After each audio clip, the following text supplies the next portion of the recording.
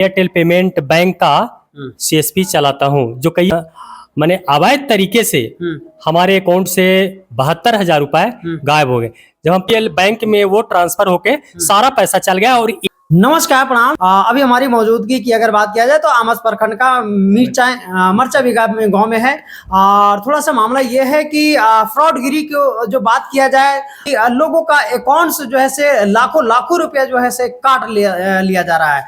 पता भी नहीं चल रहा है, मैसेज एक से एक लिंक आ रहा है, घर वाले को पता नहीं चलता है, मोबाइल पे लिंक आता है और उस पर लोग क्लिक कर देता है और उसके वजह से तुरंत कुछ देरी के बाद जो है से पैसा कट जाता है। पूरी जानकारी इनसे हम लेने का प्रयास करेंगे। सबसे पहले हमारे चैनल में आपका स्वागत है। नाम बताइए। स्वागत है सर, प्रसाद वर्मा है और मेरा गांव मरीचा आमस प्रखंड झरी पंचायत के अंतर्गत आता है। मैं मेरा किराना दुकान है और किराना दुकान में ही एयरटेल पेमेंट बैंक का सीएसपी चलाता हूं, जो कई वर्षों से चला रहा हूं। तारीख को हमारे अकाउंट में 72,000 रुपए थे और पता नहीं हमसे ना ओटीपी मांगा गया, ना कोई लिंक जो है एमएनपी मांगा गया, न मैंने अवैध तरीके से हमारे अकाउंट से 72,000 रुपए गायब हो गए। जब हम 25 तारीख को फिर एयरटेल पेमेंट पर लॉगिन करके देखा तो वो पर देख रहे हैं कि मात्र 600 रुपया पैसा बच रहा है। तो हमारे साथ एक और हमारे घर के सदस्य हैं, तो वो बोले कि बोले कि लॉगिन करो, फिर से हो सकता है कि रिफ्रेश में कहीं फंसा हुआ होगा। लेकिन रिफ्रेश में जब दोबारा किए तो पैसा नहीं है। उसके बाद हम ट्रांजैक्शन हिस्ट्री वगैरह में गए तो वहां देखें कि ट्रांजैक्शन 18 बार में 72,000 रुपया का ट्रांजैक्शन हो चुका है। और वो ट्रांजैक्शन हिस्ट्री हम लोग निकाले फिर और कई देखने का साधन कि आखिरी पैसा गया कहाँ। तो वो पैसा आरबीएल बैंक जो है, आरबीएल उसका फुल फॉर्म क्या है हम लोग देखे हैं, लेकिन आरबीएल बैंक में वो ट्रांसफर होके सारा पैसा चल गया और एक ही अकाउंट पर नंबर पे ट्रांसफर हुई है। अच्छा, वो अकाउंट नंबर तो आपने चेक किया? हाँ, वेरिफिकेशन करवाएं। वेरिफिकेशन करवाएं और उसके बाद हम साइबर क्राइम 1930 पर मामला दिए हैं। लेकिन वहां से भी अब खाली बस वही मिलता है जब हम अकाउंट क्या बोलते हैं ये नंबर है ना वो जो हम कंप्लेन किए 1930 पर साइबर क्राइम में, तो वहां से जो रेफरेंस नंबर या क्या बोलते हैं वो मिलता है। उस पे हम बराबर संपर्क में हैं कि हमारा वहां पर होल्ड है, हुआ कि नहीं, पैसा होल्ड हुआ, ब्रेक हुआ कि नहीं है। इस हम तो फिर हमारी एयरटेल कंपनी से भी सदस्यों से कंपनियों से बात भी हुई है, तो वो बोले कि हम सूचित कर दिए हैं, हमसे मांगा गया, हम ईमेल आईडी के जरिए साइबर क्राइम को दिवा दिए हैं। तो ऐसा हमको पता चला कि एयरटेल कंपनी से हमारे पास फ्रॉडिंग का हुआ है, उसका आ गया है। लेकिन वो भी कहना है कि आरबीएल में ही गया है। तो आरबीएल में गया है, लेकिन अभी तक यही हम लोग को संदेश मिलता है, यही बात सांत्वना के रूप में मिलता है कि आपका वहाँ बैंक जो आरबीएल है वो उसको ईमेल आईडी कर दिया गया है, उसको सूचित कर दिया गया है। लेकिन आरबीआई के तहत से हमको पास अभी अपडेट नहीं आया है। ये साइबर वाले जो कस्टमर केयर है वो उनका कहना है। एयरटेल जो पेमेंट जो आप बैंक चलाते थे, खुद मोबाइल में ऐप्स को डाउनलोड करके अपने पेमेंट को निकाल डाल करते थे, यही करते थे जी। पर अकाउंट नंबर बेनिफिशियरी किया गया है और आईएमपीएस के द्वारा ट्रांसफर किया गया है। अच्छा, 1 रुपया भेज के। आपने कभी किसी को पासवर्ड बताया? उसका क्या पासवर्ड होता है? पासवर्ड किन्हीं को आपने दिए हैं भी क्या? पासवर्ड नहीं दिया सर। लोगों का कहना जब इस तरह आपने जिस समय मोबाइल का जो इंस्टॉल कर रहे थे ऐप्स को, उस समय किन्हीं के द्वारा आपका जो है से मतलब बनाया गया होगा, तो उस समय किन्हीं को ऐसा ही याद? अब सर हमको चेक किया गया है, इस तरह का मैटर नहीं है। लेकिन बहुत सा लोग इस घटना हुई तो बहुत सा लोग हमसे जो मैंने काबिल है, सोशल मीडिया से जुड़े हुए हैं, वो बोले कि इस तरह का व्हाट्सएप पर भी लिंक जाता है और नोटिफिकेशन में भी जाता है, मैसेज के द्वारा भी आता है। लेकिन हम लोग होली के वजह से हम लोग पूरा ध्यान नहीं दिए सर कैसे कटा। लेकिन मुख्य बिंदु है, लोग इस बात से हो जाता है कि ओटीपी मांगा गया होगा, एमएनपी मांगा, ये चीज नहीं मांगा गया। अच्छा। लेकिन किस वजह से नोटिफिकेशन आया कितना था? तारीख का पेमेंट कटा आपका? पेमेंट एक 24 तारीख को कट गया सर और एक 25 तारीख को, अच्छा। जिसमें 25 तारीख को 19:30 पर साइबर फ्रॉड में इंफॉर्मेशन दिया गया। हाँ। और 25 तारीख वाले को होली की वजह से साइबर जो आपको ये है वो जो है से नहीं लेने के वजह बताएं इनको, ये नहीं वो नहीं, कई एक तरह के और बोले, लेकिन उसका कारण पता नहीं। लेकिन क्या 27 एयरटेल जो पेमेंट जो मतलब जिससे ट्रांजैक्शन करते थे उसको सही लगा रही है, गलत लगा रहे हैं आप? सर हमको लगता है कि सर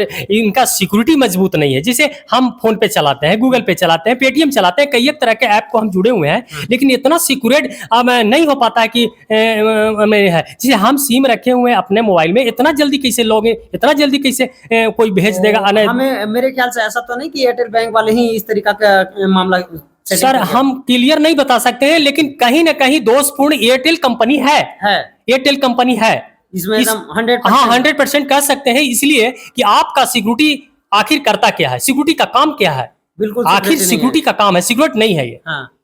सिक्योरिटी नहीं है। बताया गया कि 1 तारीख से हमारा जिसमें सिम है उसी में लॉगिन होगा, ओनली फॉर उसी में लॉगिन होगा, इस तरह से बताया गया है कि 1 तारीख से होगा। अच्छा, 1 तारीख से लॉगिन होगा, लेकिन पैसा का रिकवरी का क्या मामला है? पैसा रिकवरी का मामला है सर, आश्वासन देते हैं हम गया से आपने कंप्लेन की या जाकर के आपने साइबर क्राइम में? साइबर क्राइम में ऑनलाइन 19:30 है उनका ऑनलाइन में, और साइबर क्राइम गया जो है जो महोदया बैठती हैं, वो साइबर क्या नाम उनका, कौन मलिक, उनको आवेदन दिया है। और वहाँ जो है सो बोले कि ठीक है जांच प्रक्रिया होगा, और जांच प्रक्रिया होके बाद आपका काम किया जाएगा।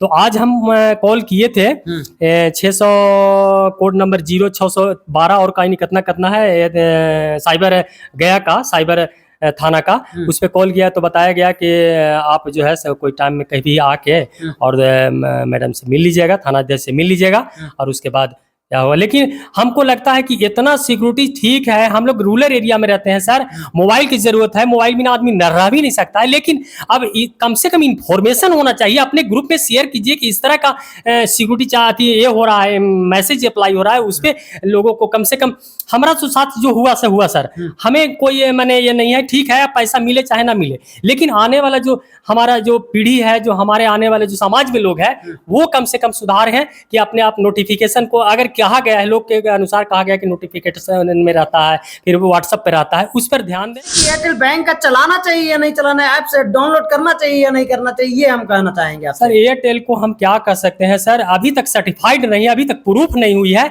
हम एयरटेल कंपनी के खिलाफ में भी कंज्यूमर केस में जाना चाह रहे हैं, लेकिन थोड़ा सा कुछ एयरटेल बैंक वाले क्या एक्शन लिया अभी तक? अभी तक वो एक्शन में वही बोले कि हमारे पास जो ईमेल आया था साइबर क्राइम से, वो हम सूचित कर दिए हैं साइबर क्राइम को। अच्छा, कि किस बैंक से ट्रांसफर हुआ है, और एक पैसा 25 तारीख को कटा है, वो अभी तक माने किस बैंक में ट्रांसफर हुआ है वो क्या बोलते हैं साइबर को सूचित नहीं किया गया। आपने एयरटेल बैंक का किन के द्वारा लिए थे? एयरटेल बैंक मदनपुर से लिए सर, औरंगाबाद क्षेत्र से पड़ता है, और उनसे लिए थे। किन से, नाम क्या है उनका? नाम सर वो लॉगिन करते हैं, कमलेश कुमार सिंह उनका नाम है। कहीं मिली भगत तो नहीं उनका? सर ऐसा तो आश्वासन मिलता है, बोलचाल से नहीं लगता है सर, लेकिन अब हम क्या कर सकते हैं। जो नहीं बोलता वही वैसा ही लोग जो है इस तरीका का ठगी करते हैं, पता है आपको?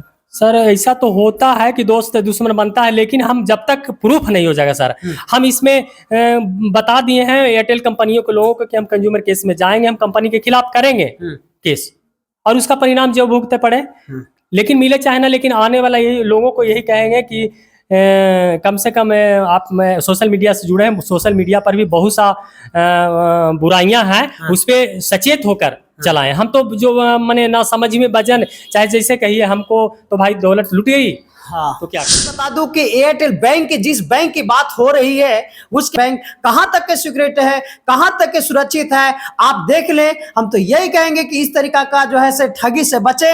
लिंक जो उनके द्वारा आता है कहीं ना कहीं मिलीजुली भगत है, और कहीं ना कहीं किसी तरीका से गरीबों को पैसा लूटा जा रहा है। तो ऐसे ऐसे ऐप्स लिंक से बचे, ऐसे ऐसे लोगों से बचे, ऐसे ऐसे जो एयरटेल बैंक इस तरीका से और भी जो ऐप चल रही है उससे सोच समझ करके इंस्टॉल करें अपने मोबाइल में, अपने अकाउंट को जुड़े, उससे सोच समझ करके कहना चाहेंगे।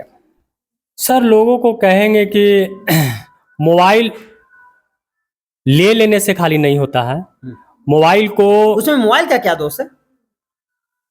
आपने एयरटेल बैंक से अपना अकाउंट को जोड़े और अकाउंट से आपका वहां से मैसेज आया या क्या आया पता नहीं चला और ऑटोमेटिक पैसा कट गया, यही तो मामला है हाँ ना? हाँ सर। आपको पता भी नहीं चला कि मैसेज आया है कि ओटीपी मांगा है, ये तो आपने ओटीपी नहीं नहीं सर, ये क्लियर OTP भी नहीं दिए। अब तो जांच में पता आपने किसी को पासवर्ड भी नहीं दिए, जी जी नहीं, पासवर्ड नहीं था। पासवर्ड भी पासवर्ड भी नहीं नहीं दिए, दिया तो फिर आखिर पैसा कटा क्यों? इसका सारा का सारा दोष किसको जाता है? एयरटेल जी एयरटेल बैंक वाले को जाता है। जी जी। आखिर मेरा पैसा अकाउंट से गया कहाँ? हाँ, एयरटेल बैंक के दोषी है। हमारा पैसा तो एयरटेल के जरिए ही उसी का तो लॉगिन से चला रहे थे हम। उसी के लॉगिन से और- चला रहे थे। और ना ही हमारा अकाउंट है पीएनबी है, हमारी अकाउंट एसबीआई है, हमारी अकाउंट है ग्रामीण बैंक है। कहीं इस तरह से आज तक हम आज तक नहीं हुआ। नहीं, आज 45 साल उम्र हो गया, हम 12 13 14 साल उधर क्या बोलते हैं 19 साल 20 साल के एज में हम अपने खोलाए हैं, कहीं 1 रुपया इस तरह का मैटर नहीं हुआ। और एयरटेल कंपनी हम 2-3 साल के अंदर में ये पहली बार हमारे साथ इस तरह की घटना हुई। 72,000 रुपये का घटना हुई है सर। जी दोस्तों, आज ये गरीब फैमिली से हैं और एक परिवार का आज इनके ऊपर कहीं ना कहीं आज 3 4 5 फैमिली है, आज अकेला ये कमाते हैं तो घर चलाते हैं। कितना दुख की बात है कि इनका 72,000 रुपया का इनके अकाउंट से कट गया। अगर आज वही 72,000 रुपया रहता तो ये अपने बच्चों को पढ़ाते लिखाते और भी वैसे काम जो करते। तो चलिए, इस तरीका से जो है ऐसे ठगी का मामला बहुत सारे ऐसे एयरटेल बैंक से मामला जो आ रही है, कहीं ना कहीं सचेत हो जाए सारे कस्टमर और सोच समझ करके इंस्टॉल करें, सोच समझ कर अपने बैंकों से उसके साथ में जुड़े। तो चलिए, इसी तरीके से राजस्थानी चैनल में हम हमेशा हमारे साथ में बने रहेंगे। जय हिंद।